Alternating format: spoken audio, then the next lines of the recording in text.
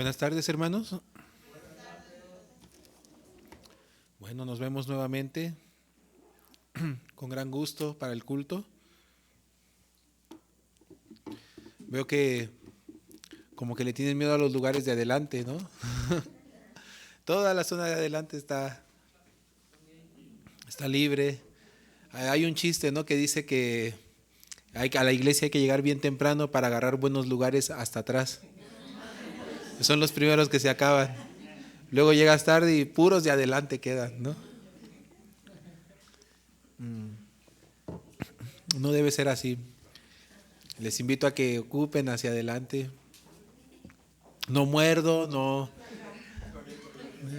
doy bibliazos, no, nada de eso, ¿no? Muy bien.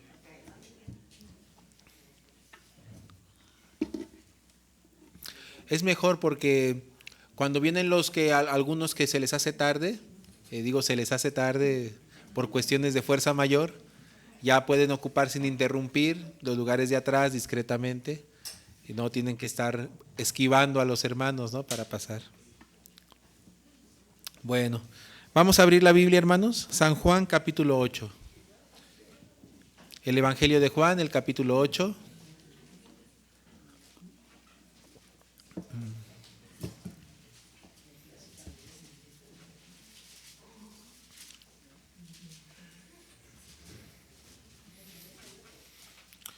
El Evangelio de Juan, el capítulo 8. Vamos a leer a partir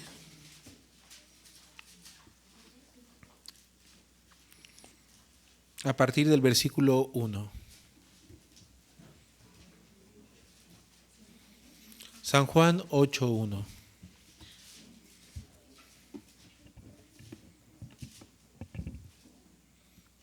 ¿Listos? Bueno, dice así.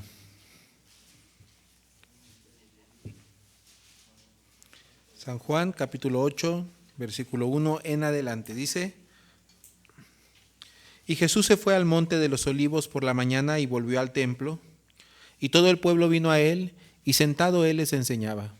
Entonces los escribas y los fariseos le trajeron una mujer sorprendida en adulterio, y poniéndola en medio le dijeron: Maestro, esta mujer ha sido sorprendida en el acto mismo de adulterio. Y en la ley nos mandó Moisés apedrear a tales mujeres. Tú pues, ¿qué dices? Mas esto decían tentándole para poder acusarle. Pero Jesús, inclinado hacia el suelo, escribía en tierra con el dedo. Y como insistieran en preguntarle, se enderezó y les dijo: El que de vosotros esté sin pecado sea el primero en arrojar la piedra contra ella. E inclinándose de nuevo hacia el suelo, siguió escribiendo en tierra. Pero ellos, al oír esto, acusados por su conciencia, salían uno a uno, comenzando desde los más viejos hasta los postreros, y quedó solo Jesús y la mujer que estaba en medio. Enderezándose Jesús, y no viendo a nadie sino a la mujer, le dijo: Mujer, ¿dónde están los que te acusaban? ¿Ninguno te condenó? Y ella dijo: Ninguno, Señor. Entonces Jesús le dijo: Ni yo te condeno. Vete y no peques más. Otra vez Jesús les habló diciendo: Yo soy la luz del mundo. El que me sigue no andará en tinieblas, sino que tendrá la luz de la vida. Hasta ahí. Muy bien. Esta historia muy famosa, muy popular, la historia de la mujer adúltera. En esta historia el Señor Jesucristo, creo que podría ser una de las historias más conocidas, ¿no? del ministerio, del caminar del Señor Jesucristo.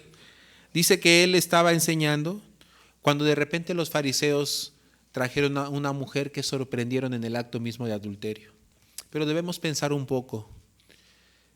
Ellos de antemano ya tenían una intención. Estaban buscando cómo acusar a Jesús, ¿no? Cómo tener una trampa contra Él. Entonces no es que sorprendieron a la mujer. Realmente ellos ya sabían de esta mujer. Les hacía falta la oportunidad de usar a esta mujer, pero ellos ya conocían la situación. Estaban buscando cómo acusarle y encontraron una manera muy inteligente, muy astuta. Necesitaban presentarle el caso de una persona, de un pecador, la Biblia enseña que el testimonio de 2 o de más es válido, pero menos de 2 personas que den testimonio de algo no es válido. Por eso ellos querían una persona que pudieran acusar con la que pudieran estar seguros de que la persona mereciera la sentencia según la ley de Dios. Ellos que querían encontrar una oportunidad para tener este juicio ante Jesús. Las leyes de los israelitas son muy estrictas. No son leyes de ellos, son la ley de Dios.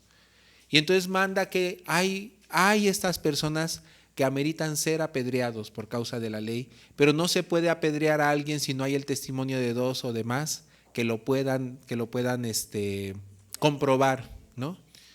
Y entonces por esa razón le trajeron a esta mujer, porque no encontraron otra manera de acusar a Jesús.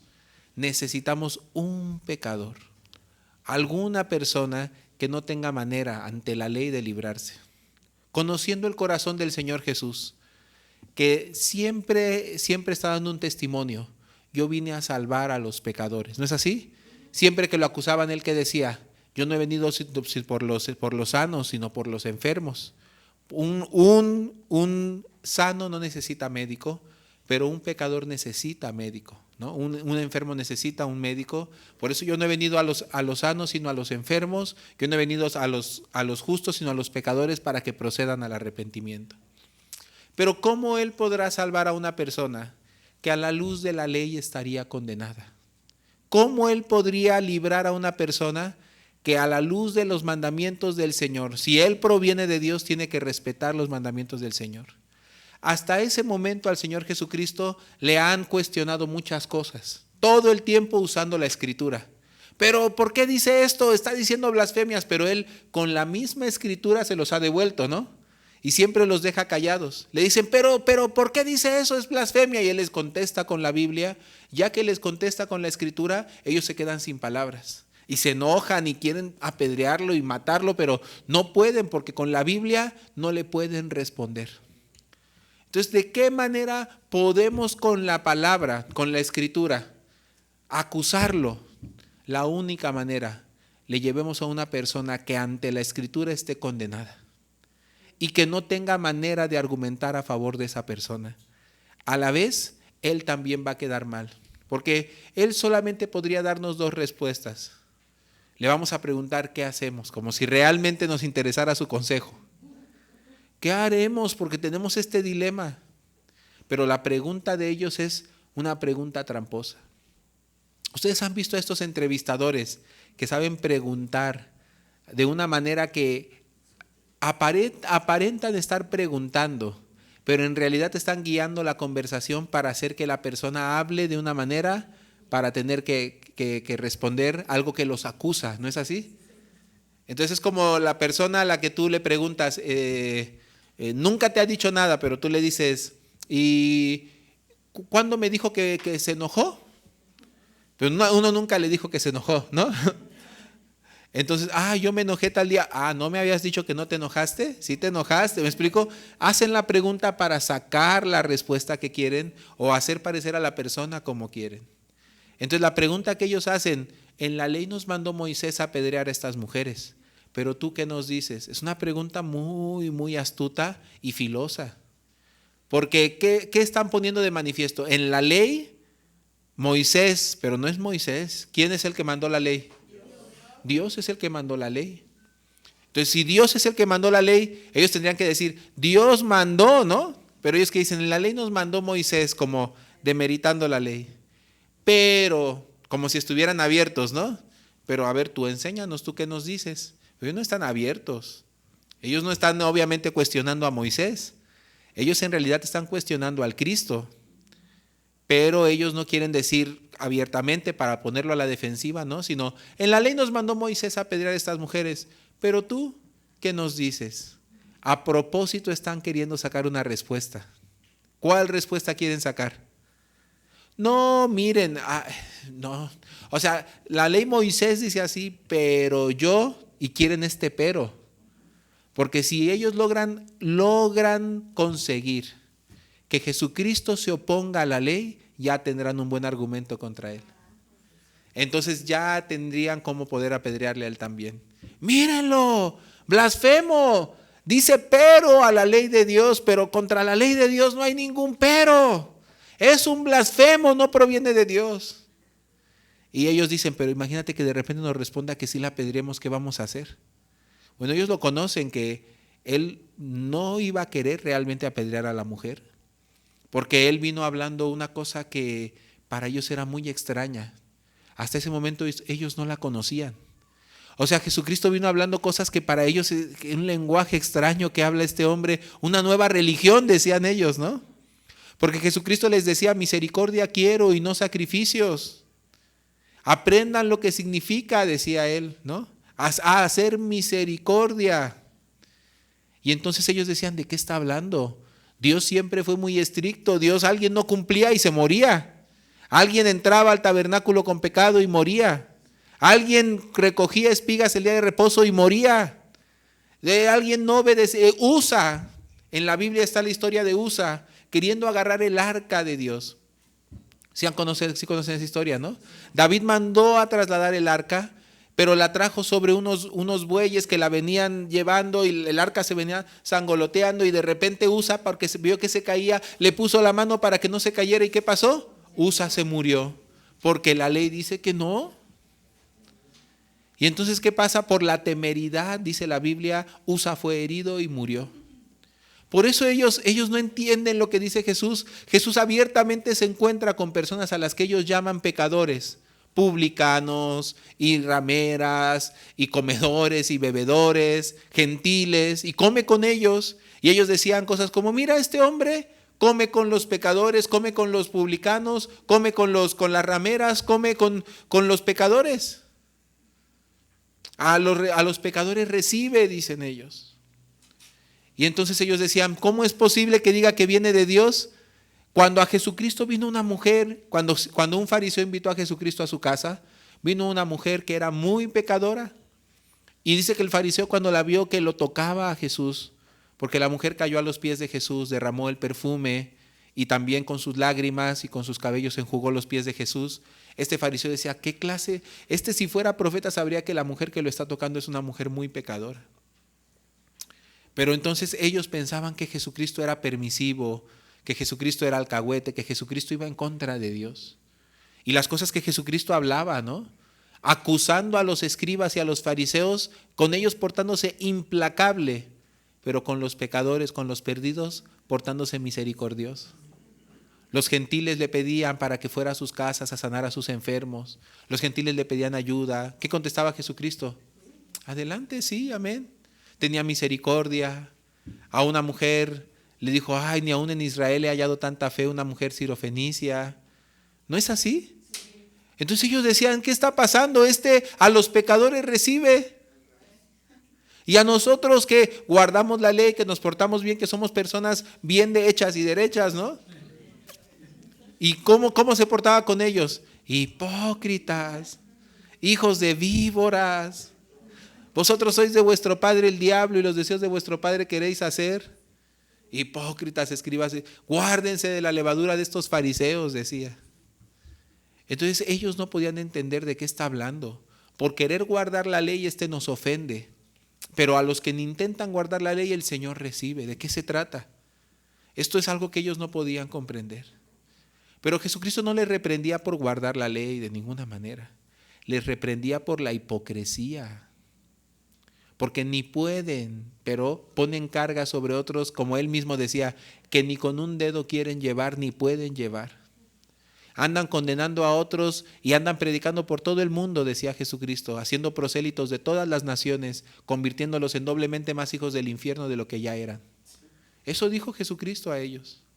Y les decía, ustedes tienen su confianza puesta en que guardan la ley de Moisés. No piensen que yo los voy a acusar en el día del juicio. Moisés, en quien ustedes ponen su confianza, él los acusará en el día del juicio. Estas peleas Jesucristo tenía con los fariseos, no porque guardaran la ley, sino porque veía la hipocresía de ellos. Decía Jesucristo, cuelan ¿se acuerdan? Cuelan el mosquito, pero se tragan el camello, les decía. Porque les preocupa mucho que no vayan a lavar, que se laven las manos hasta los codos, que no vayan a romper el día de reposo, que no sea que carguen su lecho en el día de reposo. Jesucristo sanaba en el día de reposo y ellos decían, vengan a ser sanados cualquier otro día, pero en el día de reposo, ¿por qué quieren venir a ser sanados? ¿No? Era muy absurdo. Entonces Jesucristo reprendía la hipocresía, que ellos, necesitando salvación, se ostentan como quienes se han ganado la salvación y predican una salvación que se puede ganar a través de los méritos y esfuerzos, y dividen la opinión del mundo y la fe del mundo en este sentido: los que alcanzan, los que logran, los que merecen y los que no, y desechan a los que no. Entonces, ¿cuál es la predicación de un fariseo? Todos los buenos, todos los que se pueden portar bien, todos los que pueden cumplir y obedecer, todos los que son dignos, de este lado nos vamos a ir al cielo. Y todos los que se portan mal, y los malvados de corazón, y los que no cumplen, no obedecen, no guardan, no tienen lo que se necesita para ser buenas personas, esos malvados, esos malditos se van a ir al infierno, ¿no? Esa es la predicación de un fariseo. Entonces, ¿qué pasaba? Así la humanidad dividida en dos. Los que desde el punto de vista de ellos decían: yo sí soy más o menos una buena persona, pero no soy como aquel. A este respecto Jesucristo habló muchas parábolas. Por ejemplo, la parábola del penitente, que le llaman, ¿no? Donde aparecía un hombre que dice, puesto en pie, oraba y decía: gracias te doy, Señor, porque doy diezmos de todo lo que gano. Gracias te doy porque siempre asisto a la sinagoga, porque no soy pecador ni tampoco malo como aquel publicano. Porque gracias te doy porque te obedezco y soy bueno, ¿no? Y entonces dice que junto a él había un hombre que ni se atrevía a voltear los ojos hacia arriba. ¿Y qué decía? Señor, era un publicano, ¿no? Y decía: sé propicio a mí, Señor. Sé propicio a mí, pecador. Y Jesucristo, explicando la parábola, ¿qué contestaba? ¿Qué decía? Yo les digo que aquel publicano descenderá justificado antes que el fariseo. Para ellos era una cosa muy rara. También Jesucristo, ¿qué dijo? Las rameras, los publicanos, los pecadores, le llevan la delantera al reino de los cielos a ustedes, a fariseos, escribas hipócritas.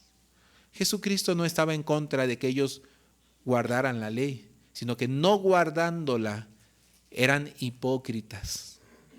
Y luego una vez le vinieron a decir al Señor sobre una torre que se cayó, la torre de Siloé. Y entonces se cayó la torre de Siloé, y entonces Jesucristo, cuando escuchó que le venían a decir de que se cayó con muchas personas y murieron muchas personas en aquel accidente, él dijo: ustedes piensan que ellos por ser pecadores han muerto, pero yo les digo a ustedes que igualmente si no se arrepienten, como ellos morirán. Porque él se daba cuenta, estos se creen excluidos de la condenación, se creen excluidos de la necesidad de nacer de nuevo. Y ese es un grave problema. Hoy en día en la humanidad hay este mismo problema, ¿saben? No hay muchas personas conscientes de que en la vida se necesita nacer de nuevo. Hay muchos cristianos que, aún siendo cristianos, piensan que son cristianos de cuna. Eso no existe. Y hay muchos que piensan que el portarse bien te excluye de esa necesidad.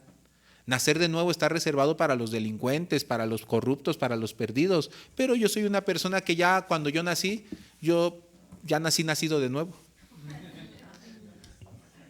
Muchas personas piensan esto y así se alejan de la salvación de Jehová, de la gracia de Dios. Hay una necesidad de compartir el evangelio para que las personas reciban la salvación. Pero ¿qué salvación van a recibir las personas si se creen buenos, se creen que se van a ir al cielo con todo y zapatos? Por eso Jesucristo pasaba anunciando el reino de Dios. Pero contra los que más discutía y peleaba, su propio pueblo, su propia religión, porque ellos se creían que ellos no tienen necesidad de salvación, mas los que reconocían su necesidad de salvación. Además, una salvación con este concepto, salvación por gracia. El Señor nunca los excluyó, nunca los echó, nunca los dejó. ¿Qué salvación necesitamos nosotros, hermanos? ¿Qué clase de salvación estamos aspirando a obtener? Yo siempre pongo un ejemplo en los seminarios bíblicos, ¿no? Entre Nicodemo y el malhechor junto a la cruz. Nicodemo es un hombre excelente, hombre que no se le puede comparar ningún otro hombre de su época. Es el mejor hombre en la época de Jesús. Un principal entre los judíos, miembro del Sanedrín, maestro de Israel, además hombre sincero que se da cuenta que Jesucristo viene de Dios, con una trayectoria impecable, intachable, insuperable. Por eso era quien era. Nicodemo, un hombre a quien no le puede reprochar nada. Bueno, humanamente hablando, porque delante de Dios no hay nada que Él pueda mostrar tampoco. Pero humanamente no le puede reprochar nada, porque nadie de los humanos podría llevar una vida con el testimonio que Él llevaba. Nicodemo, un principal entre los judíos. Pero cuando se acercó a Jesús le dijo que el que no naciera de nuevo no puede ver el reino de Dios. Entonces cuando nosotros vemos esto nos tiene que hacer pensar. ¿A quién Jesucristo le expresó la necesidad de nacer de nuevo? ¿Al malhechor? ¿A la adúltera? ¿A la mujer samaritana? ¿A quién le expresó? ¿A Zaqueo el publicano? No. Si él hubiera expresado la necesidad de nacer de nuevo a gente malvada, yo hubiera pensado, claro, la gente malvada tiene que nacer de nuevo porque pues, está podrida, ¿no? Necesitan otra oportunidad porque ya echaron a perder su vida. Pero Jesucristo le dice, tienes que nacer de nuevo a esta mujer, a este hombre, Nicodemo, el mejor entre todos, porque nos quiere dejar bien claro que nacer de nuevo no es una condición automática. Nosotros vemos la condenación como algo que se puede evitar portándonos bien. ¿No es así? Nicodemo toda la vida con esa idea creció. Me porto bien para no ser condenado. La salvación es una condición automática que debo de cuidar de no perder. Esa es la ideología del religioso. Entonces toda la vida crezco creyendo que ya salvo, ya soy automático. Solamente tengo que evitar perder esta salvación portándome bien. Es la idea nicodemista. Pero ¿qué pasa con la idea nicodemista o el nicodemismo? Se acerca con Jesucristo y Jesucristo le contesta, no, Señor, tú debes nacer de nuevo. O sea que en realidad la salvación no es una condición automática, es una condición a la que debe aspirar. Y en realidad de donde debe de escapar es del estado en el que se encuentra. Nicodemo, eres maestro de Israel, principal entre los judíos. Una trayectoria, un testimonio, un estudio, un testimonio impecable. Pero eso no te salva. Eso no te salva. Entonces Jesucristo es muy maravilloso porque nos deja ver muy claramente las cosas que no son la salvación ni el nacer de nuevo. No es ser nicodemista. Por el contrario, se topa con gente como el malhechor junto a la cruz. Él, por poner el ejemplo, con todo lo contrario a Nicodemo. El extremo opuesto en el ministerio de Jesús, de Nicodemo, ¿quién sería? El malhechor junto a la cruz, sin duda. El peor de todos los humanos de esa época. Condenado al peor de todos los castigos de esa época, la crucifixión. Junto a Jesús está siendo colgado. Es el peor de todos. En comparación con Nicodemo, ¿qué testimonio puede tener? Principal de qué? De entre los delincuentes, ¿no?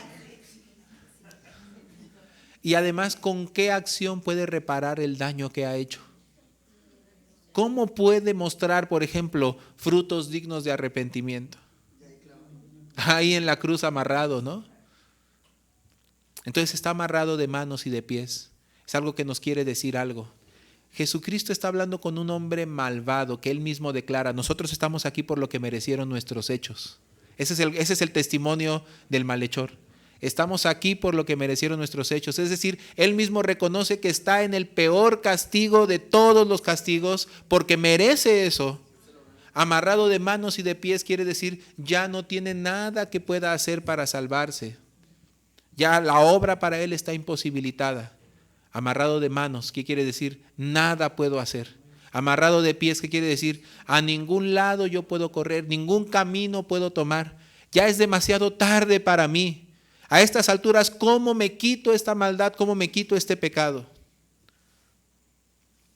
Y entonces es cuando ve a Jesucristo. Mirando a Jesucristo, reconoce algo.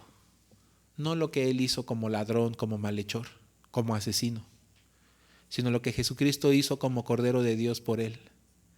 Cuando se traslada de su propia obra a trasladarse a la obra de Cristo Jesús, en un momento encontró la esperanza de la salvación. Aquí no aparece ningún momento en donde él declare, Señor, perdóname, me arrepiento, me siento muy mal por todo lo que hice, me duele profundo en el corazón. ay Señor, te prometo no volverlo a hacer. No, pues qué fácil es prometer, ni que pudieras volverlo a hacer, ¿no? Y no estoy en contra, ¿no? de el natural lamento que le sucede a una persona que se da cuenta de su maldad. Eso es bueno. Si no lo tuviera, estaríamos hablando con un robot o con un demonio. Mientras tenemos sensibilidad, nos va a doler cuando nos damos cuenta del mal que hicimos. Pero en sí este no es el punto que lo salva. Tampoco esto es el arrepentimiento que él tiene.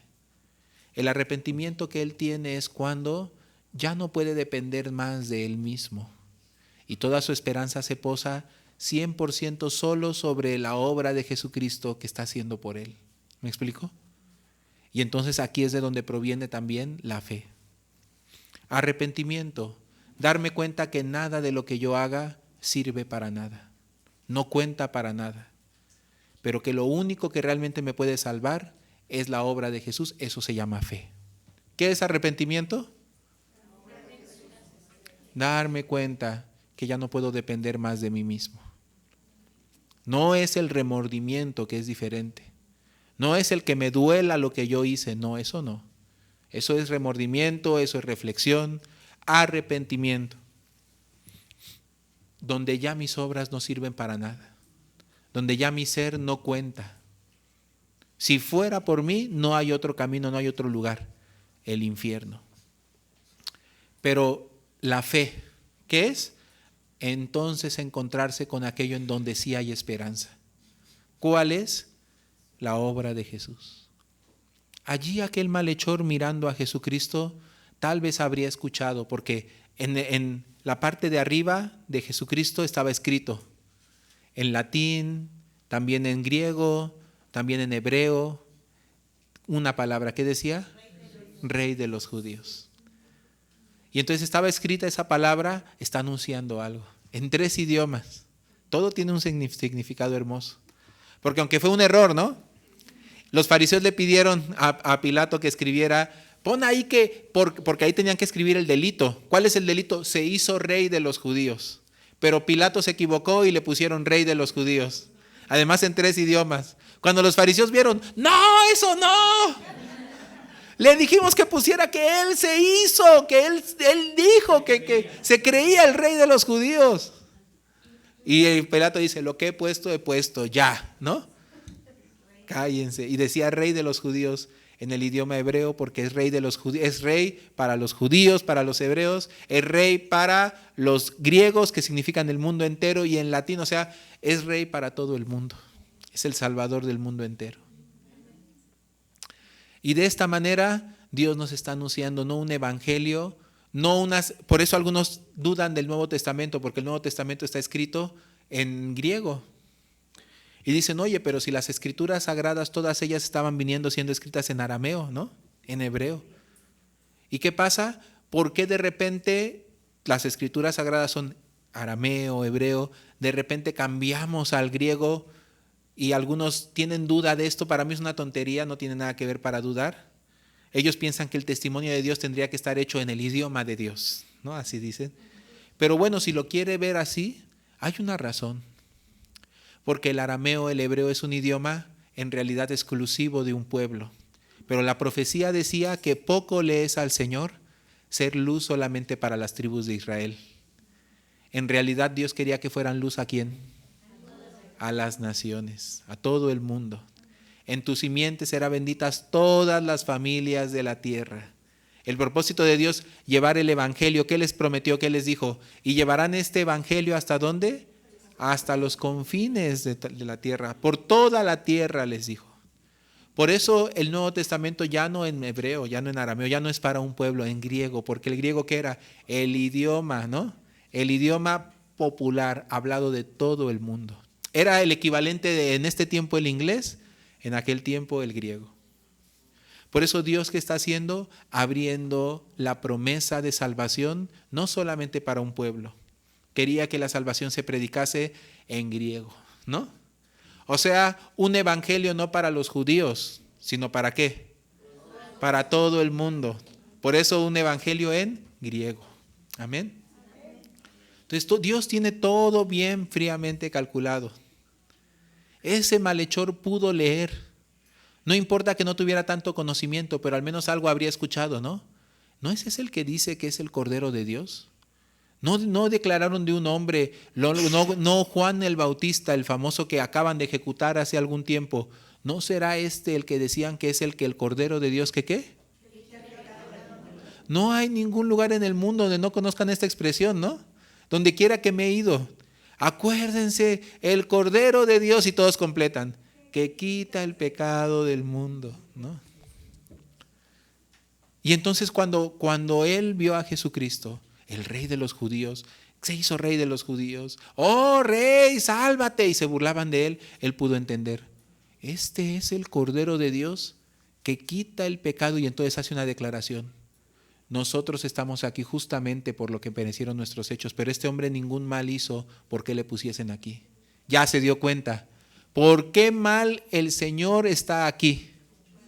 Por mi mal. Por mi pecado Él está siendo clavado en esa cruz. Él pudo ver, pudo atestiguar. Aquí está. Es el Cordero de Dios que quita el pecado del mundo. Hoy Él está siendo clavado en esa cruz. Está clavando mi pecado.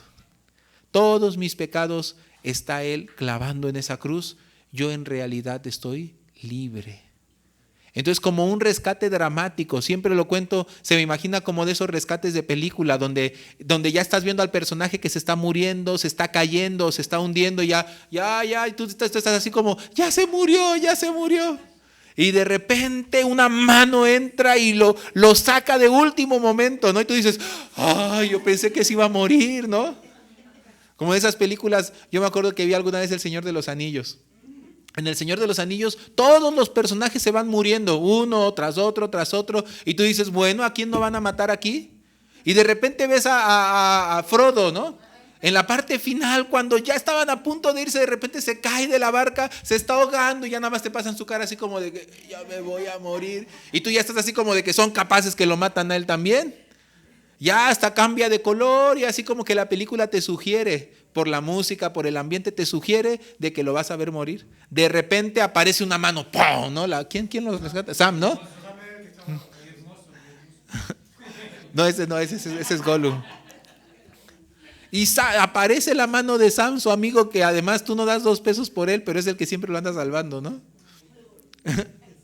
Y Sam de repente mete la mano y tú, ¡ay, se pasan! ¿Por qué me hacen esto al final de la película, no? Así fue el rescate del malhechor junto a la cruz.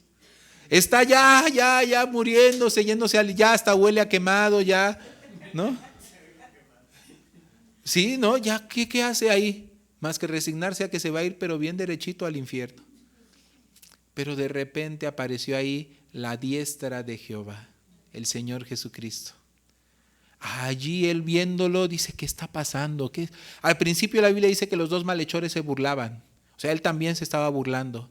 Pero algo sucedió en su corazón. Tal vez era el hecho de que sabía a dónde iba a ir, que lo hizo reflexionar.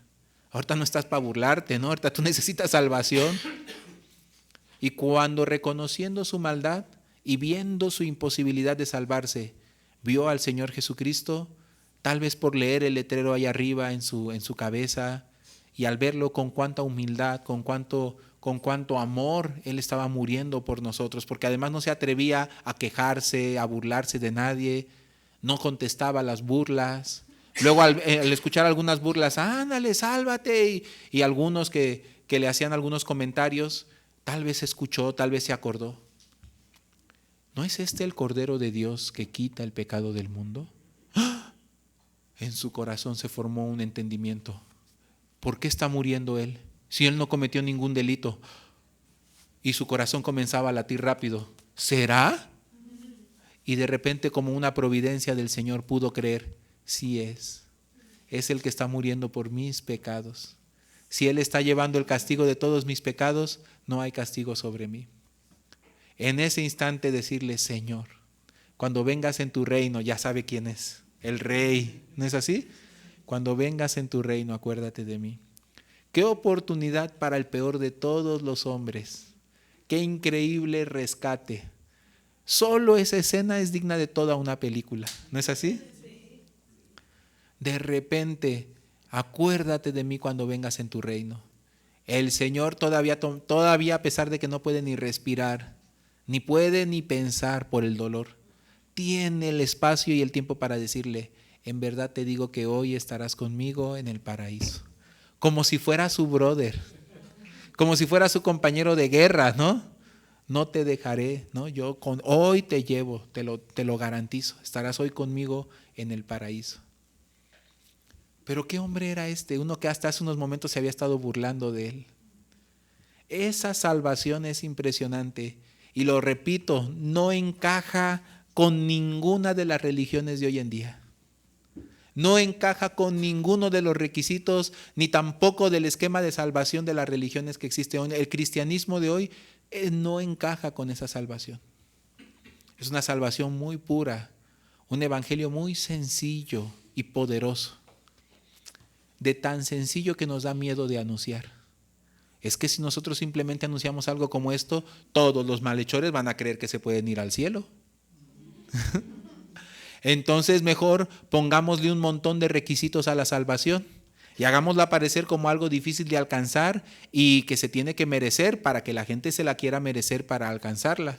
Y entonces mejor ocultemos la naturaleza de la salvación, que es así. Gracia, además pura, además sencilla, además suficiente. Y en vez de que prediquemos esta salvación tan pura y tan sencilla, ocultémosla debajo de 1000 requisitos que le convienen a mi religión. Eso es lo que frustra, porque nos inclinamos al nicodemismo. Está el malhechorismo y el nicodemismo. Ustedes en su corazón, ¿qué doctrina tienen? ¿El malhechorismo o el nicodemismo?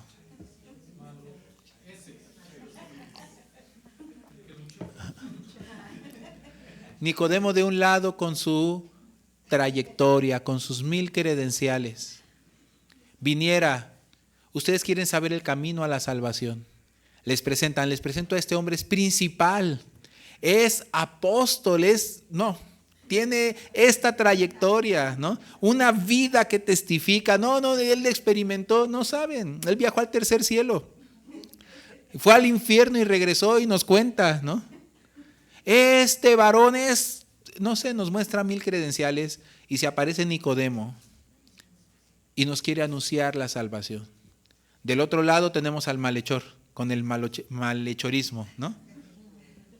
Y aquel malhechor también nos quiere anunciar el camino a la salvación. ¿El malhechor qué camino nos anunciará? ¿Qué testimonio nos anunciará? Olía a chamuscado. Y estaba yo burlándome del hombre cuando de repente me di cuenta que aquel hombre era el Hijo de Dios y que se estaba llevando en su cuerpo mis pecados. Y entonces vi la única y última oportunidad para alguien como yo de ser limpio y la tomé. Creer en aquel que estaba muriendo por mí. Él me salvó y me llevó al paraíso en el mismo instante. Es la salvación que nos anunciaría el malhechor. Tiene ese testimonio. Pero el testimonio de Nicodemo, ¿cuál sería? Si ustedes quieren ir al cielo, tienen que ser esta clase de persona.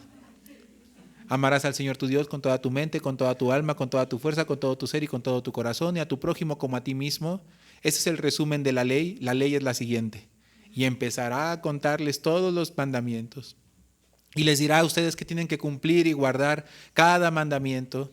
Y les enseñará que ustedes si guardan buen testimonio, y aunque no puedan, pero si lo hacen lo mejor posible, el Señor ya verá si los aprueba o no. ¿Sí o no? Y lo importante es eso, hacer todo lo posible para ser unas personas dignas de la salvación que el Señor apruebe. Y yo les hago una pregunta, ¿a cuál ustedes le creerían? ¿Al malhechor o a Nicodemo?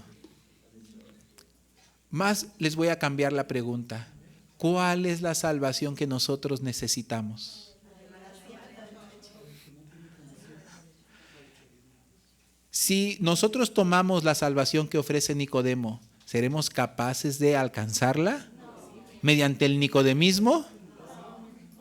Ni siquiera Nicodemo era capaz de alcanzar esa salvación que él predicaba. Eso es lo que Jesucristo predicaba y chocaba con ellos. Sí, está muy bonito en la teoría, pero quiero conocer quién con este camino puede alcanzar el reino celestial. Lo que Jesucristo critica de ellos es esta hipocresía, lo que ni ustedes pueden lograr ni hacer, lo que no se aplica a sus vidas, pero quieren aplicar a la vida de otro. ¿Cómo es posible? Por eso Jesucristo no le quiso aclarar al malhechor, oye malhechor, ¿pero ya naciste de nuevo? Porque para el malhechor es evidente que si no nace de nuevo no puede entrar en el reino de Dios. Pero para Nicodemo no. Para Nicodemo él se cree que él ya está en el reino de los cielos con todo y zapatos. Por eso, ¿cómo viene a Jesús? Como de a colegas, ¿no? ¿Cómo viene al Señor Jesucristo? Maestro, sabemos que has venido de Dios como maestro, porque nadie puede hacer las cosas que tú haces si Dios no está con él. O sea, tenemos este conocimiento común. Y Jesucristo lo corta directamente diciéndole, no, Señor, si no nacieres de nuevo no puedes ver el reino de Dios. Y luego el otro, ¿qué es eso? ¿Cómo puede hacerse eso? ¿Puedo acaso entrar otra vez en el vientre de mi madre y volver a nacer? ¿Qué le contestaba Jesucristo? Lo que es nacido de la carne, carne es, lo que es nacido del espíritu, espíritu es. Pero al malhechor, ¿cuándo le dijo? A ver, malhechor. Para el malhechor era muy evidente. Lo que nosotros miramos es al Señor Jesucristo. En ese momento los fariseos le quisieron traer una mujer. Desde el punto de vista de ellos, una mujer que merece la muerte a toda la vista de la ley. Porque ellos se creen que ellos pueden juzgar conforme a la ley. Porque no se conocen. Y entonces Jesucristo viéndolos venir, más bien ellos llegando, con una mujer que ellos dijeron, de esta no se libra el Señor.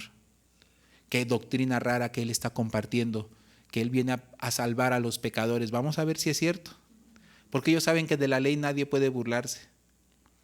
Entonces yo le estoy explicando esto para que entiendan por qué los fariseos le trajeron a esta mujer. Porque ellos pensaban que confrontándolo con esta situación se iban a poder evidenciar la falsedad de las doctrinas que predica Jesús. Si no te atienes a la ley tienes que morir, o sea, no hay de otra. Este hombre que viene predicando cosas raras, pero no hay de otra. El pecador tiene que ir al infierno, punto. Tiene que ser apedreado. No viene con la carita de que viene a salvar a los pecadores y a los malhechores. No es cierto. También tiene que sujetarse a la ley de Dios y si no, que lo apedreen. Eso es lo que ellos querían hacer. Porque no toleraban estas doctrinas de Jesús. ¿Quién es este para perdonar pecados? Decían ellos. ¿Quién es este? ¿Quién le dio autoridad para andar perdonando pecados? No, alguien merece morir, tiene que morir, que perdonar. A ellos les molestaba que todos estos malhechores, publicanos, rameras, pecadores, todos estos veían una esperanza en Jesús de salvarse, no por las obras de la ley, sino por el perdón. Y ellos decían, ¿cómo viene este a decir que por el perdón se puede salvar esta clase de gente? Daniel, ¿no? Oscar, Jonathan, ¿cómo? ¿No? Pablo, Abraham, ¿cómo? Juan y Abraham, ¿no? ¿De dónde saca estas doctrinas nuevas? Y no era ninguna doctrina nueva, era la original. Pero ellos la habían olvidado porque son muy jactanciosos y creídos. Por eso ellos cayeron en su propia trampa. ¿Qué sucede? Le traen a esta mujer y le dicen, en la ley nos mandó Moisés a apedrear a estas mujeres, pero tú, ¿qué nos dices? Tramposos, astutos. Si este hombre nos llegara a contestar que no cumplamos la ley, ya sabemos qué hacer con él. Pero nos podría contestar, sí, adelante, pues si la ley dice apedréenla. Entonces, ¿con qué lo iban a confrontar? ¿No que tú vienes a salvar a los pecadores? ¿No que contigo hay esperanza? Al final es lo mismo. Apedréenlo por mentiroso, por dar falsas esperanzas, por predicar falsas doctrinas. Ya estaban ellos bien seguros. Tan solo puedo ponerme en sus zapatos, ya te agarramos. Vamos a ver de qué lado masca la iguana, ¿no? Contéstanos. Pero fíjense esto. Siempre les digo que un día les voy a responder esto, hoy sí se los voy a responder. Fíjense,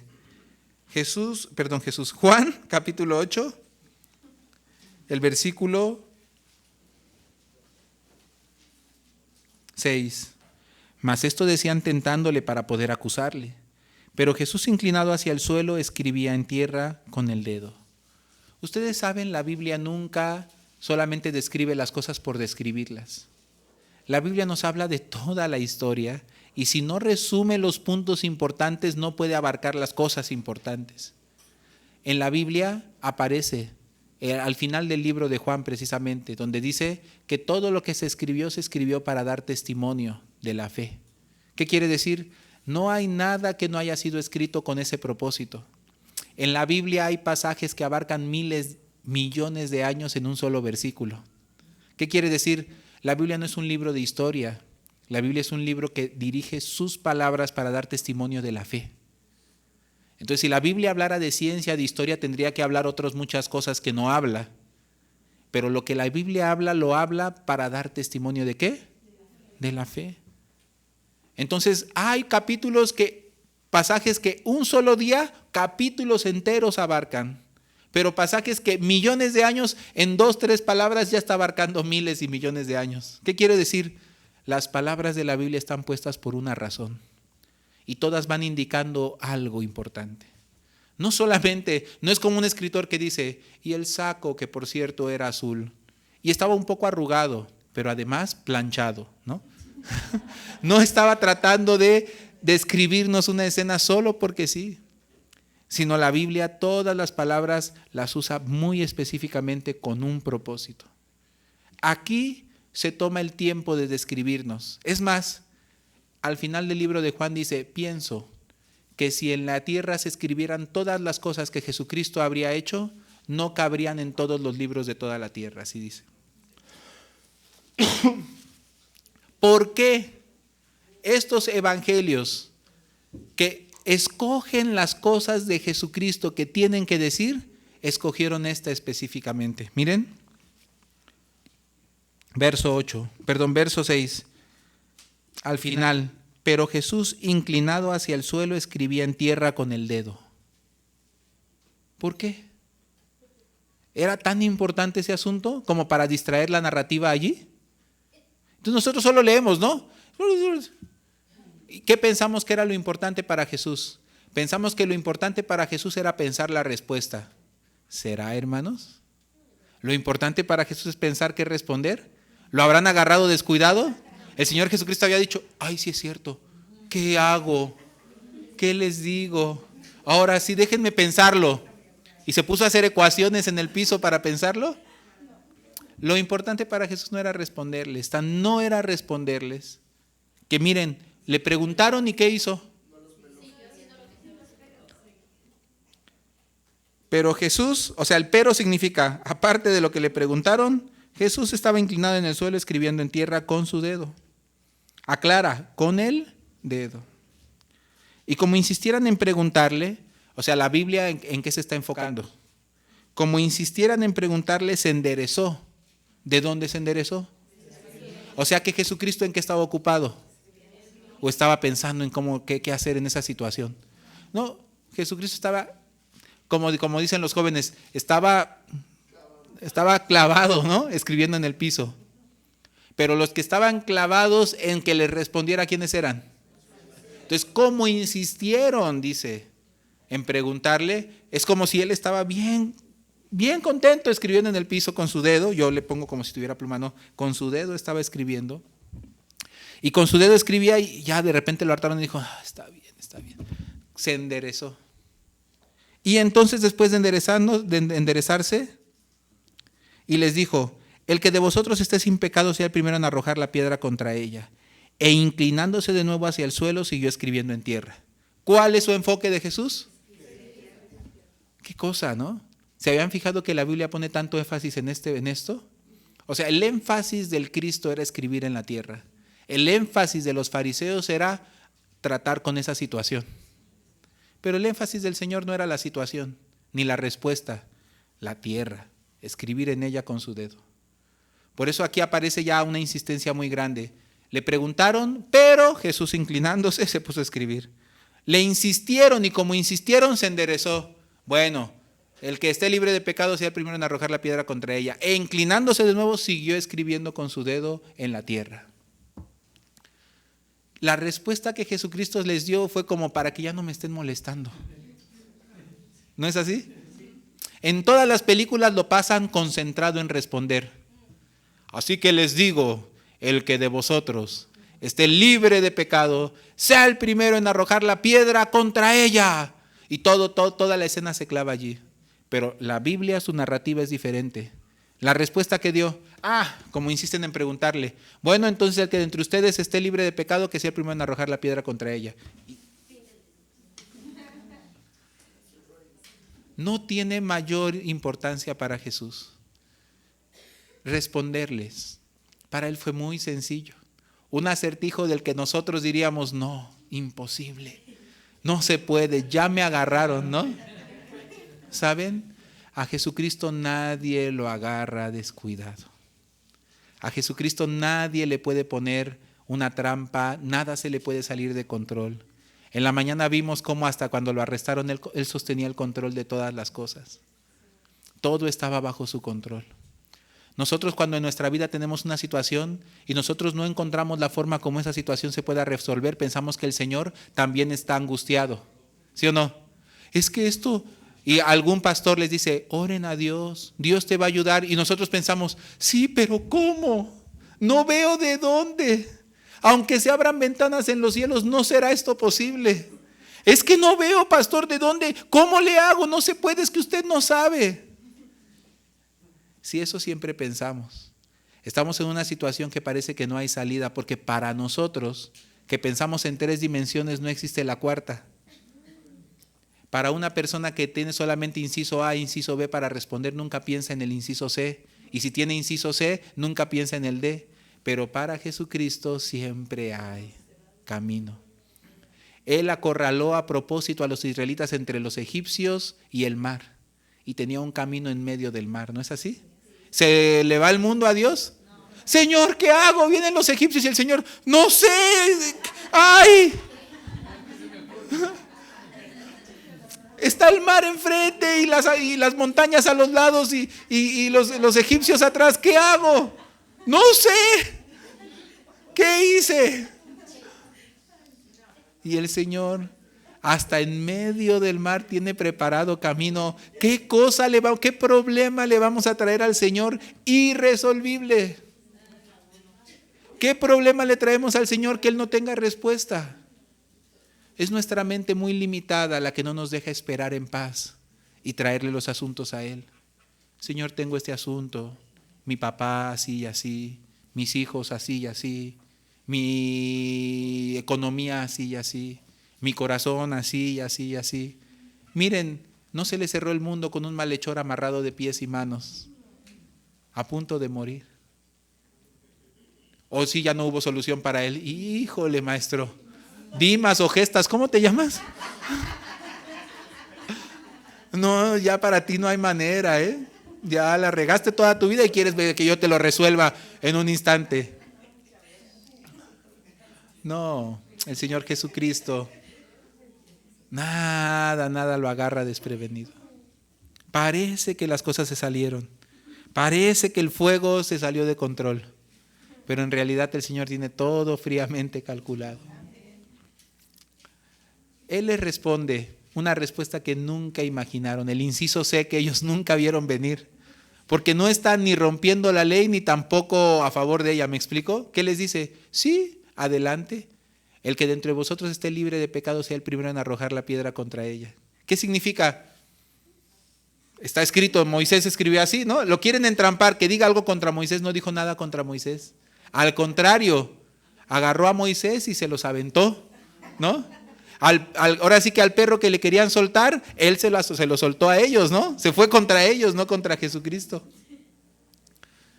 Perdón por comparar a Moisés así con esa escena, pero me entienden lo que quiero decir, ¿no? Algunos dirán, no, ¿qué está diciendo?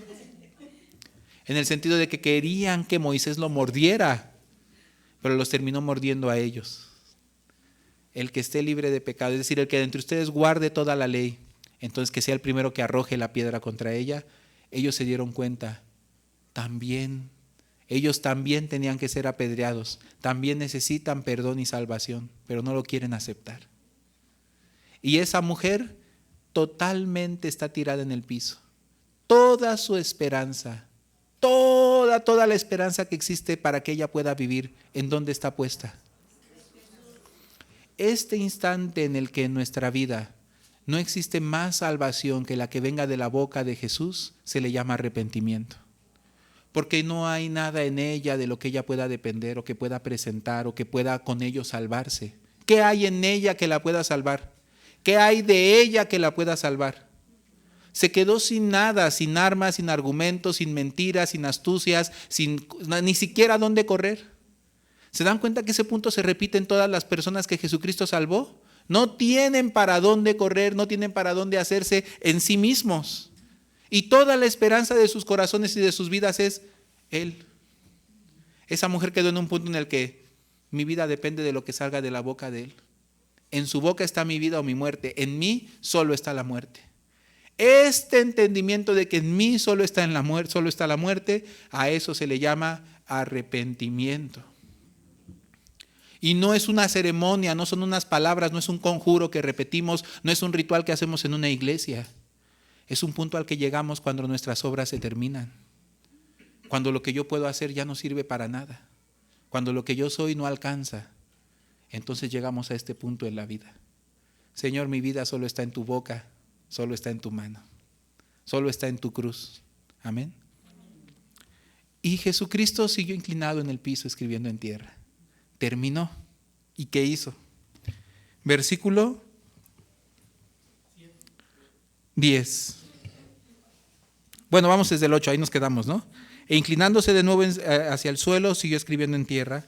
Pero ellos, al oír esto, acusados por su conciencia, salían uno a uno, comenzando desde los más viejos hasta los postreros. Y quedó solo Jesús y la mujer que estaba con él, que estaba en el medio. Enderezándose Jesús, ¿enderezándose de dónde? Enderezándose Jesús y no viendo a nadie, sino a la mujer. O sea, él se enderezó, ya sabía, ¿no? Pero estaba tan metido que cuando salió, esperó a ver, ¿hay alguno? ¿Ya no hay nadie? Bueno, ya, ahora sí vamos.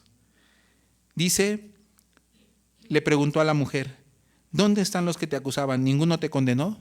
Ella no, ella sorprendida también. Yo creo que cuando Jesús dijo, el que esté libre de pecado, sea el primero en arrojar la piedra contra ella, yo creo que la mujer hizo así, ¿no? Y se preparó unos minutos a ver a qué horas le caía la primera piedra, y luego sintió, y de repente dijo, no.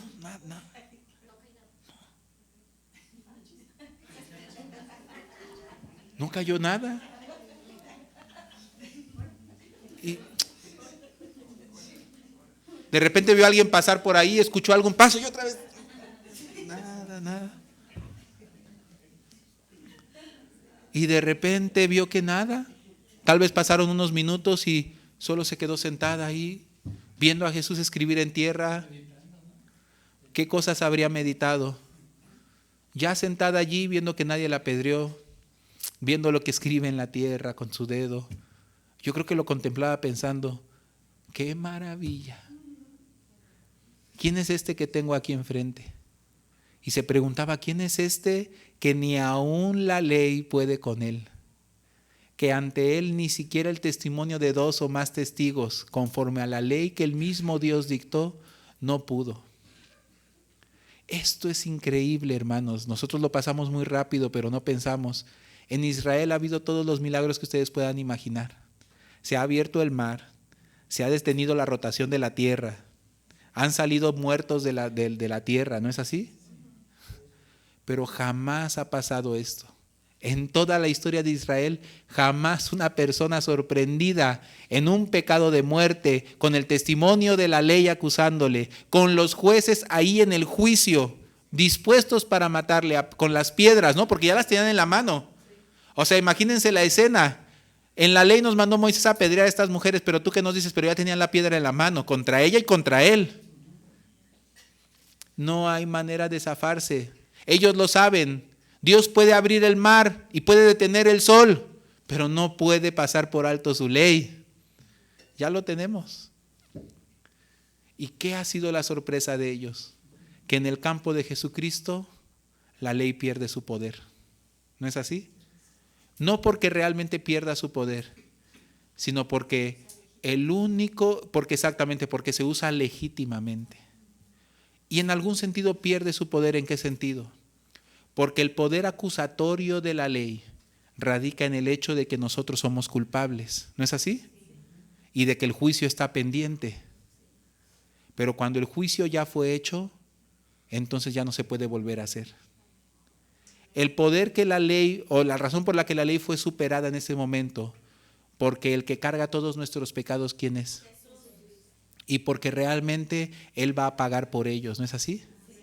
Entonces, si Él es el Cordero de Dios que quita el pecado del mundo, y Él va a ser castigado por todos nuestros pecados, Él es el que la ley ha apuntado el juicio contra nuestros pecados, la ley ya no puede apuntar ese juicio contra nosotros. No hay argumento. La ley se calla ante Jesús porque Jesús es el que la satisface, el que la cumple. Amén. Él es nuestra victoria. ¿Cómo me pueden cobrar algo que está pagado? ¿Y cómo se lo pueden venir a cobrar al que pagó? Pero si yo soy el que lo paga, ¿de qué estás hablando? Por eso Jesucristo tiene poder de vencer la ley. Y por eso la ley no tuvo fuerza ante Él, sino que se cayó junto con esas piedras. Nunca habían visto eso. Nunca ha sucedido algo como esto. Ciertamente no es un momento de la historia normal. Es un momento especial.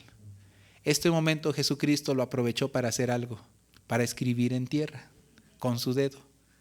¿Por qué? Bueno, en la Biblia sí hay referencias. Recuérdense que la Biblia a veces no dice algo directamente, pero lo dice. ¿Cuál fue la primera vez que Dios usó su dedo para escribir, sí saben? Cuando leemos al Señor, cuando leemos la Biblia que dice, inclinándose hacia el suelo, comenzó a escribir con su dedo en tierra. Nos recuerda mucho, pero dice en tierra con su dedo. Nos recuerda mucho el pasaje donde Dios nos dice que Dios le entregó las tablas de la ley a Moisés, que escribió ¿cómo? Con su dedo.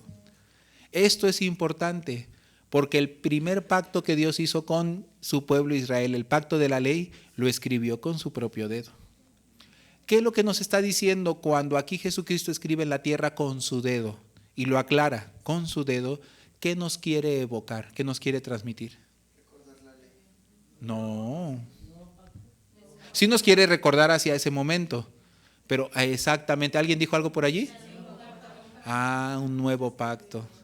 Llegará los días, dice el Señor, en que estableceré con las casas de Israel y conmigo un nuevo pacto, no como el pacto que hice con sus padres cuando los saqué de la tierra de Egipto, el cual como no anduvieron en él, yo me desentendí de ellos y me arrepentí del bien que les había hecho y les traje todo este mal. Un nuevo pacto en el cual yo no me arrepentiré de hacerles bien, dice, y los plantaré en esta tierra de todo mi corazón.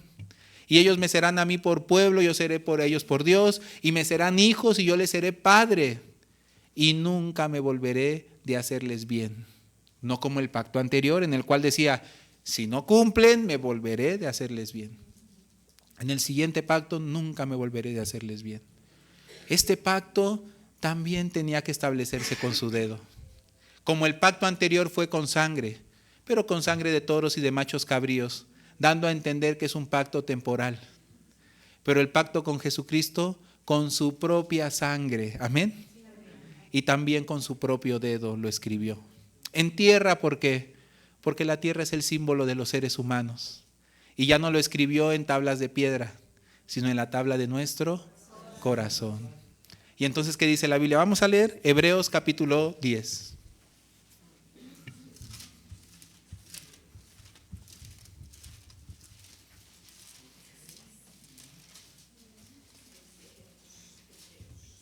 Hebreos capítulo 10.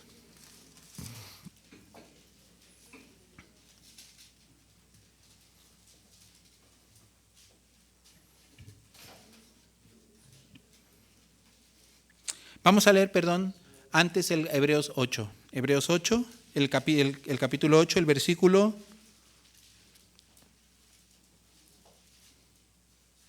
6. Hebreos 8, 6 dice: pero ahora tanto mejor ministerio es el suyo cuanto es mediador de un mejor pacto, establecido sobre mejores promesas. Porque si aquel primero hubiera sido sin defecto, ciertamente no se hubiera procurado lugar para el segundo. Porque reprendiéndolos dice: he aquí vienen días, dice el Señor, en que estableceré con la casa de Israel y la casa de Judá un nuevo pacto, no como el pacto que hice con sus padres el día que los tomé de la mano para sacarlos de la tierra de Egipto, porque ellos no permanecieron en mi pacto y yo me desentendí de ellos, dice el Señor. Por lo cual este es el pacto que haré con la casa de Israel después de aquellos días, dice el Señor. Pondré mis leyes ¿en dónde? Y sobre su corazón. Y seré a ellos por Dios y ellos me serán a mí por pueblo. Y ninguno enseñará a su prójimo ni ninguno a su hermano diciendo: conoce al Señor, porque todos me conocerán, desde el menor hasta el mayor de ellos. Porque seré propicio a sus injusticias y nunca más me acordaré de sus pecados y de sus iniquidades. Al decir nuevo pacto, ha dado por viejo al primero, y lo que se da por viejo y se envejece está próximo a desaparecer. Luego el capítulo 9, el versículo 11. Pero estando ya presente Cristo, sumo sacerdote de los bienes venideros, por el más amplio y más perfecto tabernáculo no hecho de manos, es decir, no de esta creación, y no por sangre de machos cabríos ni de becerros, sino por su propia sangre, entró una vez para siempre en el lugar santísimo, habiendo obtenido ¿qué? Porque si la sangre de los toros y de los machos cabríos y las cenizas de la becerra rociadas a los inmundos santifican para la purificación de la carne, ¿cuánto más la sangre de Cristo, mediante el cual mediante el Espíritu Eterno se ofreció a sí mismo sin mancha a Dios, limpiará vuestras conciencias de obras muertas, para que sirváis al Dios vivo? Así que por eso es mediador de un nuevo pacto, para que interviniendo muerte para la remisión de las transgresiones que había bajo el primer pacto, los llamados reciban la promesa de la herencia eterna. Amén. Luego continuemos. El versículo, ahí mismo en el 9, versículo 23. Fue pues necesario que las figuras de las cosas celestiales fuesen purificadas así, pero las cosas celestiales mismas con mejores sacrificios que estos. Porque no entró Cristo, o sea, aquí lo que se refiere que en el Antiguo Testamento las cosas se purificaban con sangre, porque dice, vamos a leer desde el 22, perdón. Dice: y casi todo es purificado según la ley con sangre, y sin derramamiento de sangre no se hace remisión. Y entonces en el 23 nos explica, por eso en el Antiguo Testamento todo se purificaba con sangre. Pero dice el versículo 23, que las cosas celestiales mismas con mejores sacrificios que estos, es decir, no sangre de machos y toros, sino dice el versículo 24, porque no entró Cristo en el santuario hecho de mano, figura del verdadero, sino en el cielo mismo, para presentarse ahora por nosotros ante Dios. Y no para ofrecerse muchas veces como entra el sumo sacerdote en el lugar santísimo cada año con sangre ajena. De otra manera le hubiera sido necesario padecer muchas veces desde el principio del mundo. Pero ahora en la consumación de los siglos se presentó ¿cuántas veces? ¿Para cuánto? Por el sacrificio de sí mismo, para quitar de en medio ¿qué? Y de la manera que está establecido para los hombres, que mueran una sola vez y después de esto el juicio, así también Cristo fue ofrecido una sola vez para llevar los pecados de muchos y aparecerá por segunda vez sin relación con el pecado para salvar a los que le esperan. Muy bien. Entonces aquí ya tenemos por qué razón la ley no tiene facultad contra él, ni tampoco con los que se amparan debajo de él. Porque los que se amparan debajo de Cristo se están amparando debajo de un sacrificio mayor. Una sangre que nos purificó y nos lavó de nuestros pecados eternamente. Y un cumplimiento de la ley que la sangre de toros y machos cabríos no podían darle. Porque la sangre de machos y toros cabríos solo podían quitar los pecados pasados. Pero la sangre de Jesús pagó por todos los pecados para siempre. La sangre de Jesús abarcó todos nuestros pecados por siempre. Por eso los llamados reciben la promesa de la herencia eterna. Amén. Capítulo 10, versículo 10. En esa voluntad somos santificados mediante la ofrenda del cuerpo de Jesucristo, hecha una vez y para siempre. Y ciertamente todo sacerdote está día tras día ministrando y ofreciendo muchas veces los mismos sacrificios que nunca pueden quitar los pecados.